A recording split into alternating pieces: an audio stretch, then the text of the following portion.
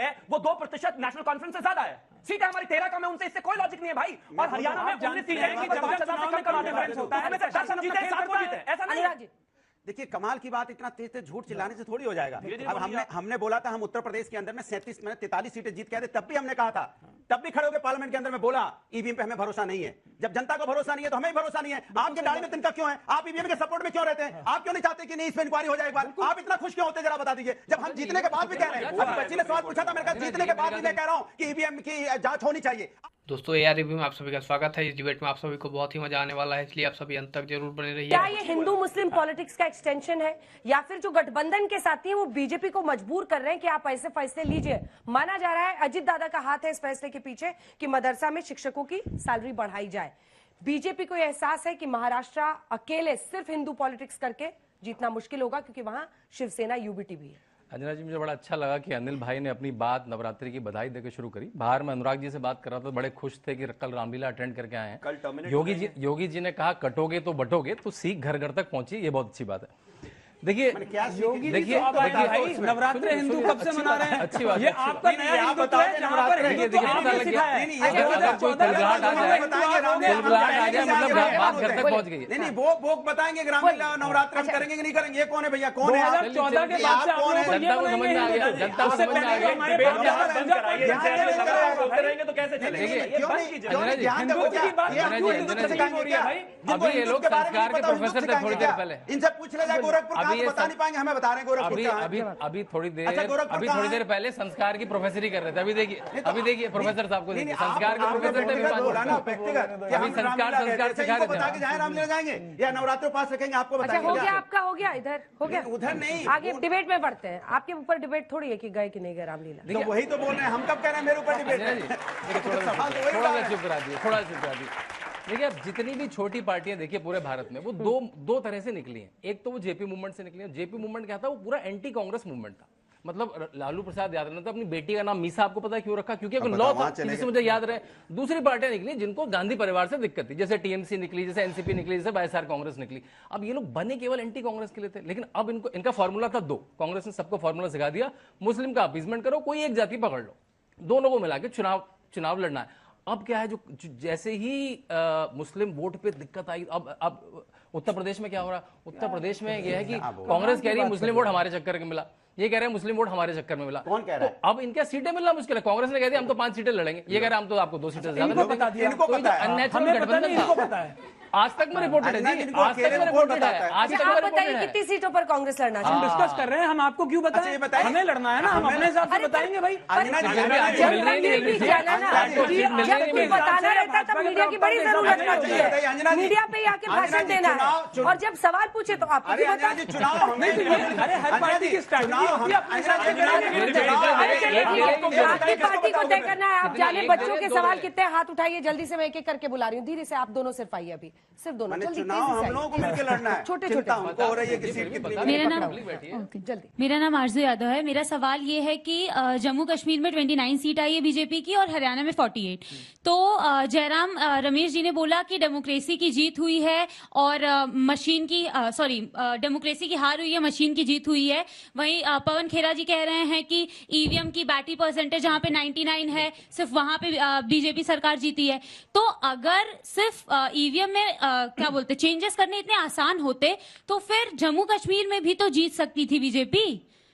अनिल यादव जी, क्योंकि आप कांग्रेस पार्टी का प्रतिनिधित्व करते हैं, क्या कहा उन्होंने? लोकतंत्र की हार और तंत्र की जीत, जरा समझाइए। देखिए होता क्या है कि अगर चुनावी प्रक्रिया में यदि कुछ परसेंट लोगों को भी उसके प्रक्रिया पर शक है, तो क्या हमारी जिम्मेदारी नहीं बनती कि उसके डाउट क्लियर करने चाहिए? आप मुझे बताइए, हम तो तथ्यों के साथ गए हैं। वहां पर 20 सीटें हरियाणा में ऐसी हैं जिन पर 1% बैटरी खर्च हुई है। मैं मोबाइल लेकर आया हूं ना, घर से पूरा चार्ज करके लाया हूं। अभी यहां तक आते आते, नहीं बीच में मत बोलिए, ये गलत बात है। आप ये सोचिए कि यहां तक आते आते 20-30% बैटरी खत्म हो गई है।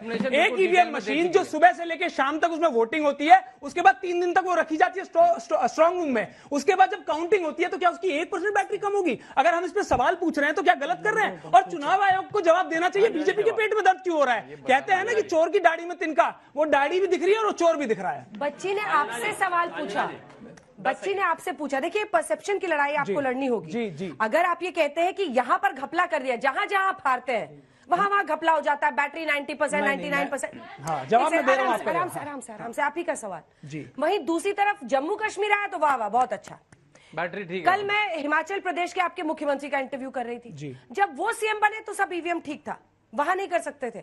इस प्रश्न का आपके पास क्या जवाब है? देखिए, बिल्कुल स्पष्ट कर दूं कि हम पूर्ण बहुमत की सरकार भी बना लें, देश में सरकार बना लें, उसके बाद भी जब हमारी सरकार बन जाएगी तो हम ईवीएम पे जांच बैठाएंगे, जो जो डाउट्स है उनको क्लियर करेंगे। क्योंकि लोकतंत्र में अगर आपकी प्रक्रिया पे सवाल उठ गया तो लोकतंत्र कहेगा भैया तो जिस तरीके से मैनेज कर लेंगे, लूट लेंगे हमारी वोटों को।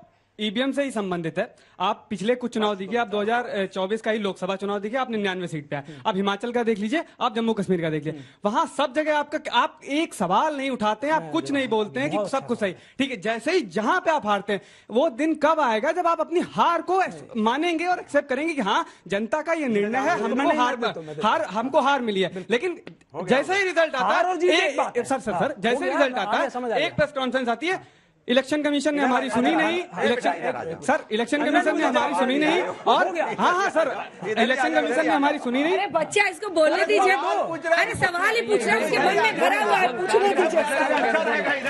ये सवाल खत्म होगा सवाल। एग्जैक्टली हो गया, होगा बिल्कुल होगा। मैं समझ गया, मैं जवाब दे रहा हूँ सर, आप समझ गए ना कि हार को स्वीकारना चाहिए। चुनाव न जीत जाते। इन्होंने कहा, देखिए मुझे एक बात बताइए, इन्होंने कहा, अरे नहीं समझे, अरे सुन लो भाई, इन्होंने कहा कि आप यहां जीतते हैं, यहां सवाल नहीं उठाते, वहां जीतते हैं, वहां सवाल नहीं उठाते। देखिए एक बात सुनिए, जब कोई हेरा फेरी करता है ना, जब कोई चोर गले से पैसा चुराता है ना, तो मालिक यानी कि जनता, और चोर जो हमारे लोकतंत्र की चोरी कर रहे हैं, वो कैसा पैसा निकालता, थोड़ा सा निकालता, जिससे मालिक को शक ना हो। अगर ये सारे एक साथ निकाल लेंगे तो ये जनता आ जाएगी ना, वहां पर पार्लियामेंट में पहुंच जाएगी, जूते कंडे सब लेके, तो ये बड़े स्मार्टली ये काम करते हैं। आप देख रहे हैं चोरी का एक्सपीरियंस बराबर है आदमी को, क्योंकि कांग्रेस से हमारे साथ हो रही है भैया।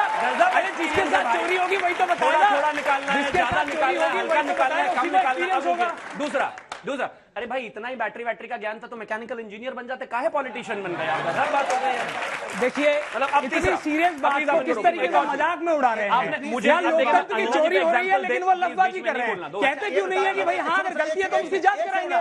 नहीं, आपने एमए किससे किया? पॉलिटिकल साइंस से किया क्या? अरे एमए किससे किया? सुनो, मैं किसी पर अनुराग जी प्लीज एड्रेस मी। आप एक तो सारा सवाल हम लोग उठा करेंगे, नहीं सारा सवाल हम पे उठाएंगे और हम सीरियस सवाल पूछेंगे तो आप करें, आप मुझे पूछेंगे, वो सवाल हम पे उठा रहे हैं ना। जब बच्चे पूछेंगे तो आपसे पूछा जाएगा, प्लीज। और उन्होंने तो बीच में बच्चे भी नहीं पूछ रहे, तब भी पूछा गया है। हाँ, तो अब जब पूछा जवाब दे रहे हैं। बच्चे ने पूछा कहाँ उनसे पूछा कहाँ, बताइए। मैं पूछ रही हूँ, आप मुझे एड्रेस कीजिए। शुक्र मानिए हमारी सरकार है, तभी आपको सवाल पूछने से रोक रहे हैं। इनकी सरकार होती तो बाहर जाते ही उठा लेते, इतना बुरा हाल था इनकी सरकार का। पॉइंट पर आता हूँ, लेकिन ये किसी भी पार्टी का लोकतांत्रिक अधिकार है, वो प्रश्न पूछ सकता है, बच्चों का अधिकार, चुनाव आयोग को जवाब देना होगा। बच्चों का लोकतांत्रिक अधिकार नहीं है, वो उसका भी हनन कर रहे हैं। मुझे लगता है सबको सवाल पूछने का अधिकार है, सब पूछे। लेकिन अब ये जो इन्होंने सवाल पूछा ना, बार बार रोने धोने, एक तो मैं किसी और पर एग्जांपल नहीं दे सकता, वंजना जी पर भी नहीं दे सकता। जैसे मैं स्कूल जाता ना, तो अपने जमाने में बड़ा रोंदू बच्चा था, मैं स्कूल जाने का मन ही नहीं करता था मेरा। ये वही वाले लोग हैं, चुनाव हारते ही रोना शुरू कर देते हैं। अरे रुको भाई, इतनी जगह जीतते हो, जब जम्मू कश्मीर में जीत रहे सब बहुत अच्छा है, जब तेलंगाना में जीत रहे सब बहुत अच्छा है, हिमाचल में जीत रहे सब बहुत अच्छा है, जैसे ही चुनाव हारते हैं रोना शुरू कर देते हैं। रुको भाई, किसी पर तो विश्वास करो। बच्चा सवाल पूछे, विश्वास नहीं, ईवीएम में वोट निकले, विश्वास नहीं, चुनाव हो गया, विश्वास तो अल्टीमेटली करना पड़ेगा। अब इनके लिए कहां से लाए बताइए? इलेक्शन कमीशन किसी विदेश का जाएगा? उनको भी मौका दीजिए, वो चुप रहते हैं, इसका क्या मतलब? 10 सेकंड के बाद सारा मौका दे दीजिएगा। लिटमस टेस्ट अभी हो ऐसे ही दबा रहे हैं इनको। आपकी पार्टी की तरफ से बयान आया कि जब जब कांग्रेस बीजेपी की डायरेक्ट फाइट होती है, कांग्रेस कमजोर पड़ जाती है। प्रियंका चतुर्वेदी, सांसद, शिवसेना, यूबीटी, मैं कोट कर रही हूं, मैं हवाई बात नहीं कर रही हूं। आपके ही सामना में ये सीधा लिखा गया, जीती हुई बाजी कैसे हारना है ये कांग्रेस से सीखिए। तो क्या आप लोग मानते हैं कि चुनाव आयोग की तरफ से कोई गड़बड़ी नहीं हुई है, चुनाव ठीक तरीके से हुए हैं? तभी तो आपने ये टिप्पणी दी होगी, नहीं तो आप लोग भी पहुंचते चुनाव आयोग। बिल्कुल, देखिए फेयर इलेक्शन हुआ है। मैं इलेक्शन को फेयर कह सकता हूँ, वो ईवीएम पे हम सवाल नहीं सकता, आप या तो कह दीजिए या कहिए। देखिए जो प्रश्न हमारी पार्टी ने उठाया वो बिल्कुल वाजिब उठाया। जिस तरह से हरियाणा में हारे, अगर उस वक्त गठबंधन सही तरीके से किया गया होता तो शायद एक जीती हुई बाजी ना हारती। तो कांग्रेस ने जिस तरह से हरियाणा में जीती हुई बाजी को हारा है वो बिल्कुल सही बात है, और महाराष्ट्र में ऐसा ना हो, इसीलिए हम उस बात को चेता रहे हैं कि गठबंधन किस तरह से होना चाहिए था अपने साथियों से। क्योंकि बहुत सी सीटें तो ऐसी महाराष्ट्र के अंदर, हरियाणा में, जहां बहुत कम मार्जिन से हमारी पार्टी कांग्रेस हारी। तो इसीलिए सवाल उठाया कि जो थोड़ा सा कई बार होता क्या है कि हमें जब Factually चुनाव की incorrect है। पूरी जानकारी नहीं होती, कई बार क्योंकि देखिए उद्धव सेना जी जो ये शिवसेना जी वाले जो है ये हमारे हरियाणा में तो नहीं है, तो मैं इनको फैक्ट्स पे कुछ बता देता हूँ।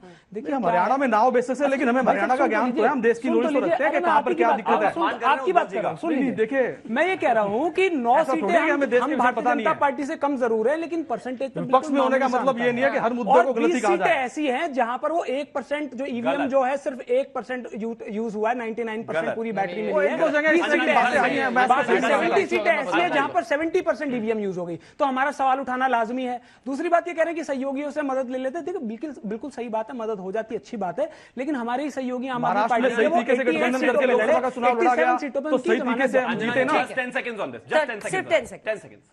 इन्होंने कहा कि हमारी परसेंटेज जितना हो जाती तो हम ऐसे कर लेते, हम हो जाता तो ऐसे। अरे मेरी दादी को अगर मूछे होती तो मैं उसको दादा कहता, लेकिन ऐसा होना नहीं है ना भाई, इम्प्रैक्टिकल अरे बात भाई, है। जब आपने अब एग्जांपल दे रहा हूं मैं EVM सेट कर दी आपको। तो कहां से जम्मू होंगे भाई? जम्मू कहां कश्मीर से में EVM हमारा सेट जो कर वोट बैठे हो? शेयर है वो 2% नेशनल कॉन्फ्रेंस से ज्यादा है।